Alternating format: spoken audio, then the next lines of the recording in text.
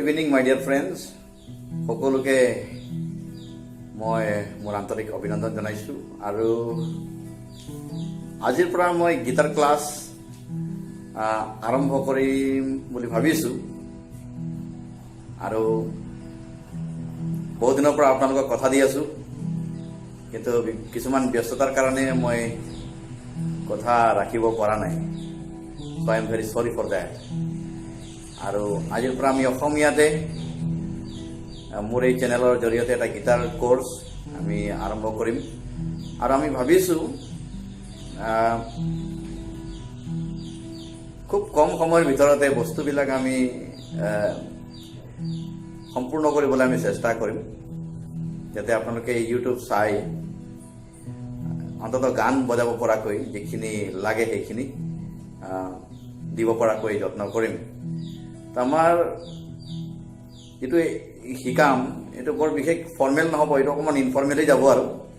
কাৰণ এটা ফৰ্মেলি এটা কোৰ্স যদি আমি কৰো গিটাৰত এটো প্ৰায় 5-6 ইয়াৰ্স মান লাগে তো সেই কাৰণে আমি অকমান ইনফৰ্মেল মেথড আমি অলপ এপ্লাই কৰিম সো আহক আমি গিটাৰ কোৰ্সটো আৰম্ভ কৰোতে কিছুমান কথা আমি বেসিক নলেজ কিছুমান আমি জানি লওঁ এখন গিটাৰ মই লৈছো আৰু এই গিটাৰখনত কি আছে কি নাই সেইখিনি কথা আমি অকমান আলোচনা কৰিম আচ্ছা এই গিটাৰখন প্ৰথমতে আমি তিনিটা ভাগত ভাগ কৰিম এই যিখন গিটাৰ মই লৈছো এই গিটাৰখন আমি তিনিটা ভাগত ভাগ কৰিম তো প্ৰথমটো হৈছে এইটো পাৰ্ট যেটো আমাৰ গিটাৰৰ এটো হেড পাৰ্ট বুলি ক'ব পাৰো গিটাৰৰ ইয়াৰ পৰা এইটো অংশক আমি হেড পাৰ্ট বুলি ক'ব খুজিম এটো হেড পাৰ্ট তাৰপিছত এইটো হৈছে গিটাৰৰ ডিঙি গিটাৰ ইয়াৰ নেক তাৰ পৰা ইফালে ইয়াৰ পৰা ঠিক এইখিনি মানলৈকে কিন্তু ইয়াৰ পৰা ইয়ালৈকে এইখিনিলৈকে এটা পাৰ্ট ইয়াৰ পৰা এইখিনিলৈকে এটা পাৰ্ট এটো এটা ভাগত আমি ভাগ কৰিছো তাৰপিছত এই বক্সটো যেটো বক্স এইটোক আমি এটা ভাগত আমি ভাগ কৰিছো টোটালি আমি গিটাৰটোক আমি তিনটা ভাগত ভাগ কৰিছো তো প্ৰথমটো ভাগক আমি হেড পাৰ্ট বুলি ক'লো এটো প্ৰথমে কৈছো মই এটো হেড পাৰ্ট তাৰ পিছতে মাজৰ ভাগক আমি ফিংগাৰ বোৰ্ড বা ফ্ৰেট বুলি আমি নামকৰণ কৰিছো আৰু গিটাৰ কিতাপ বিলাকত যদি আপোনালোকে চাই এটো সেই ধৰণে পাব এটো ফ্ৰেট বুলি কোৱা হয় ফিংগাৰ বোৰ্ডক ফ্ৰেট তাৰ পিছতে এই যেটো বক্স এই বক্সটো হৈছে গিটাৰৰ বডি পাৰ্ট গতিকে এই তিনটা ভাগ আমি প্ৰথম কথা আমি গিটাৰত আমি তিনটা ভাগ আমি দেখিলো আচ্ছা এটা তিনিটা ভাগত তো কিবা না কিবা এটা আছে তো প্ৰথমতে আমি যদি আকৌ ঠিক প্ৰথমৰ পৰা আমি হেড পাৰ্টলৈ যদি আহিম ইয়াতে আমাৰ স্ট্ৰিং বিলাক বান্ধা আছে আৰু সেই স্ট্ৰিংবোৰ বান্ধি ৰাখিবৰ কাৰণে ছটা স্ট্ৰিংৰ কাৰণে ছটা কি বা চাবি আছে আৰু সেই চাবি বিলাকত স্ট্ৰিংবোৰ বান্ধা হৈছে ইয়াৰ যদি আমি উপৰৰ পৰা যদি চাওঁ এইটো হৈছে 6th স্ট্ৰিং ইয়াৰ নামবিলাক আমি নেক্সট লেসনত আমি আলোচনা কৰিম এইটো হৈছে 6th স্ট্ৰিং আৰু এটা একেবাৰে ওপৰৰ স্ট্ৰিংৰ যিডাল চাবি এইটো তাৰ নেক্সটটো হৈছে এইটো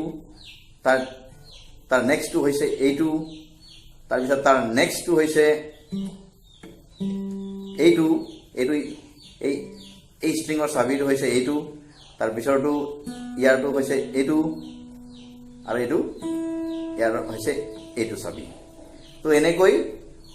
স্টেপ বাই স্টেপ ওপৰ ফালে তিনিটা আৰু তল ফালে তিনিটা এনেকৈ চাবিবোৰ ৰাখা আছে আৰু তলৰ ফালৰ পৰা যদি আমি এইটো চাওঁ তেতিয়াহ'লে 1 নম্বৰ স্ট্ৰিংৰ চাবিটো এইটো 2 নম্বৰ হৈছে এয়া 3 নম্বৰ এয়া আকৌ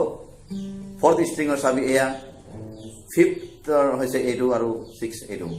তো এনেকৈ উপৰ ফালে তিনিটা আৰু তল ফালে তিনিটা এনেকৈ চাবিবোৰ দিয়া আছে তো ইয়াত কি পাৰ্ট আৰু ষ্ট্ৰিং বান্ধা বা এইবিলাক কামবিলাক এইটো হেড পাৰ্টত হয় তাৰপিছত মাজৰ যিটো এইটোতো নেক পাৰ্ট ক'লো ইয়াৰ পৰা এইখিনিলৈকে ইয়াৰ পৰা ইয়ালৈকে যিটো পাৰ্ট যিটো ফিংগাৰ বৰ্ড এই ফিংগাৰ বৰ্ডত সাধাৰণতে আমি কৰ্ডবিলাক সাধাৰণতে আমি ধৰোঁ বা লিডবোৰ আমি এনেকৈ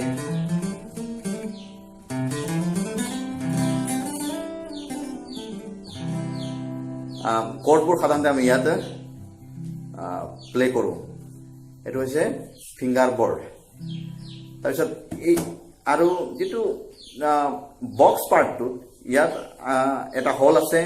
আৰু এই হলৰ পৰা চাউণ্ডটো ওলায় গতিকে ঠিক আমি প্লেটফৰ্মটো কিছুমানে শব্দবোৰ মডিফাই কৰিবৰ কাৰণে কিছুমানে ইয়াৰ পৰা কিছুমানে এনেকৈ বা কিছুমানে মাজ ভাগৰ পৰা এনেকৈ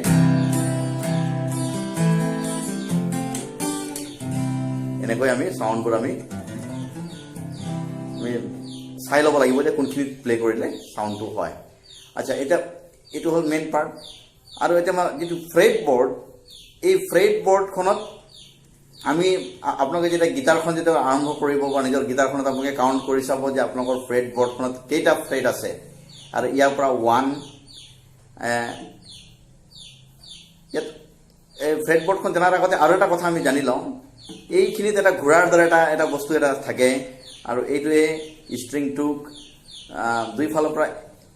এনেকুৱা ছিষ্টেমত ৰাখে যাতে প্লে কৰিলে ইয়াৰ পৰা মাত ওলায় যদি এই পাৰ্টটো যদি নাথাকে এইটো পাৰ্ট যদি নাথাকে তেতিয়া ষ্ট্ৰিংটো একেবাৰে চাপ খাই যাব আৰু ইয়াৰ পৰা চাউণ্ড নাহিব তো এই পাৰ্টটোক বাদ দি এইখিনিৰ পৰা এই পাৰ্টটোৰ ঠিক পিছতে এইটো হৈছে ফ্ৰেট নম্বৰ 1 2 3 4 5 6 7 8 9 10 11 12 13 14 15 16 17 18 19 20 তো এনেকৈ ইয়াত এইটো 20 ফ্ৰেটৰ এখন গীটাৰ হয় কিছুমান আমাৰ ইলেক্ট্ৰনিক গীটাৰবোৰ 24 ফ্ৰেট বা এনেকৈ আছে আৰু গীটাৰ চাই কিছুমান বেছি ফ্ৰেট থকাও গীটাৰ আছে তো ইয়াত এই ফ্ৰেট বৰ্ডখনৰ কথা সেইটো আৰু ইয়াত কিছুমান প্ৰত্যেকখন গীটাৰত আপোনালোকে চাব মই এতিয়া ধৰক মই যেন দৃষ্টিহীন হোৱাৰ কাৰণে মই আপোনালোকক এইটো মই এটা কথা মই আপোনালোকক কৈ দিব নোৱাৰিম এতিয়া আৰু মই কোনোবা এজন দৃষ্টিবান মানুহকো মই একচুৱেলি সুধি ল'ব লাগিছিলে বা মোৰ ঘৰত হ'লেও মই সুধি ল'ব লাগিছিলে কথাটো যে ইয়াত কিছুমান বগা বগা মাৰ্ক কিছুমান থাকে বগা আকাৰৰ মানে হোৱাইট মাৰ্কিং থাকে তো কিছুমান গীটাৰত আপোনাৰ এইটো 3 নম্বৰত মানে 3 এটা মইতো 20 ফ্ৰেটলৈকে মই দেখুৱালোঁ নহয় তো কিছুমান গীটাৰবিলাকত এইটো আপোনাৰ ফ্ৰেট নম্বৰ 3 5 7 9 11 13 আপোনাৰ 15 17 19 এনেকৈ কৰি এনেকুৱা ছিষ্টেমত মানে কিছুমান ফ্ৰেটবিলাকৰ মূৰে মূৰেটো থাকিব কিন্তু তাৰো এটা কথা আছে সেইটো 12টা ফ্ৰেটলৈকেহে সেইটো থাকিব এইটো 12 ফ্ৰেটলৈকেহে সেই মানে বগা অংশ কিছুমান মানে অলপ মানে হোৱাইট মাৰ্কিং কৰা থাকে আৰু সেইটো এই কাৰণে কৰা থাকে এটা আপোনালোকে নিজৰ গীটাৰত আপোনালোকে চাই ল'ব যে আপোনালোকৰ গীটাৰত কিমান নম্বৰ ফ্ৰেটছত সেই হোৱাইট মাৰ্কিংটো আছে আৰু সেই হোৱাইট মাৰ্কিংটো এইটো কাৰণে দিয়া হৈছে যাতে আপুনি এটা কৰ্ড এটা ধৰোঁতে কোনটো কৰ্ড কিমান নম্বৰ ফ্ৰেটত এতিয়া ধৰক মই এটা চি মেজৰ কৰ্ড এটা ধৰিম যেনিবা এটা চি মেজৰ কৰ্ডত মই কৰিলোঁ কি যে মই যিটো মোৰ তৰ্জনী আঙুলি যিটো মোৰ মানে 4 ফিংগাৰ এইটো মই 1 নম্বৰ ষ্ট্ৰিঙৰ মানে ফাৰ্ষ্ট ফ্ৰেটৰ 2nd ষ্ট্ৰিঙত ৰাখিলোঁ তাক আকৌ তাৰপিছত যেনিবা এতিয়া মই মধ্যমা আঙুলিটো অৰ্থাৎ মোৰ যিটো মিডল ফিংগাৰটো মই 2nd ফ্ৰেটৰ 4th ষ্ট্ৰিঙত ৰাখিলোঁ তাৰপিছত মোৰ অনামিকা আঙুলিটো অৰ্থাৎ মোৰ যিটো ৰিং ফিংগাৰটো মই 3rd ফ্ৰেটৰ 5th ষ্ট্ৰিঙত ৰাখিলোঁ আৰু যেতিয়া মই ইয়াক প্লে কৰিলোঁ এইটো চি মেজৰ কৰ্ড আমি প্লে কৰিলোঁ আৰু কিছুমানে এনেকুৱাও কৰে আমি যদি এই কেৰা আঙুলিটো বা আমাৰ যিটো লিটল ফিংগাৰটো আমি ইয়াত যদি এনেকৈ ৰাখোঁ আৰু এইটো যদি এনেকৈ কৰি দিলোঁ এটা ধুনীয়া চাউণ্ড এটা চি মেজৰৰ এটা আহিব তো এই ধৰণে তো এইটো যিটো ফ্ৰেট মাৰ্ক এই ফ্ৰেট মাৰ্কটো আমি কিয় ৰাখিলোঁ এটা ধৰক কিছুমান কৰ্ড আমাৰ এইখিনিলৈকে ধৰিব লগা হ'ব পাৰে ইয়ালৈকে আহি যাব পাৰে এটা যেনিবা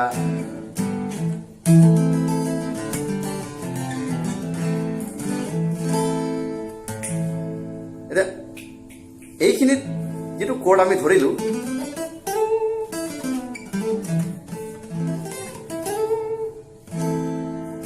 তো এইখিনি যেটো কৰ্ড আমি ধৰিলোঁ এটা এইখিনি এনেকুৱা ফ্ৰেটবিলাকত যেতিয়া আমি কৰ্ড এটা ধৰোঁ তেতিয়া আমি সেই মাৰ্ক যেটো মানে হোৱাইট মাৰ্কিং থাকে সেই হোৱাইট মাৰ্কিংটো আমি চাব লাগিব যে আমি ধৰি ল'লোঁ